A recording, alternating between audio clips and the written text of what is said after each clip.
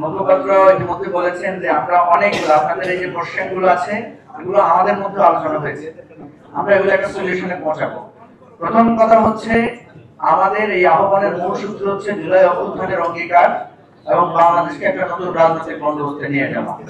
এটার জন্য কোনো দল মতের সাথে আমাদের বিরোধ থাকবে না, আমাদের এটার সাথে যারা একমত থাকবে তাদের সাথেই আমাদের বন্ধুত্ব হবে। এটা আমাদের বেস লাইন।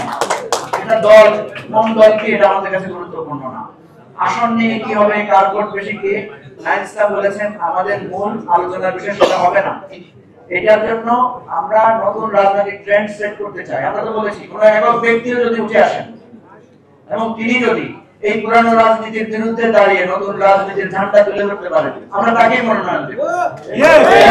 তিনি যদি আমাদের দলের নাও হন, আমাদের কারো বিবেচনা থাকবে না যে তিনি কোন দল করেন, আমাদের বিবেচনা থাকবে উনি জুলাই অভ্যুত্থান অঙ্গীকার বাস্তবায়নের প্রতিজ্ঞাবদ্ধ কিনা, উনি নতুন বাংলাদেশের নতুন রাজনীতির ধারক এবং বাহক হওয়ার জন্য উনি নিজেকে উৎসর্গ করছেন কিনা, এটা আমাদের কাছে বিবেচনায় থাকবে।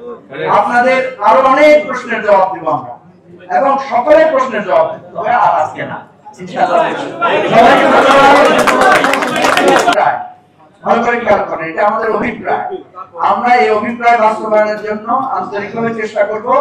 সেখানে কি বেরিয়ে আসবে, আমরা তার বেআইনি কিছু করতে পারবো না, আইনসঙ্গত ভাবে এই অভিপ্রায় বাস্তবায়নের আমরা চেষ্টা করব এবং আপনাকেও আমাদের পরামর্শ সভায় আমরা ডাকবো যাতে আপনারও পরামর্শ নিতে পারেন। সবাইকে ধন্যবাদ।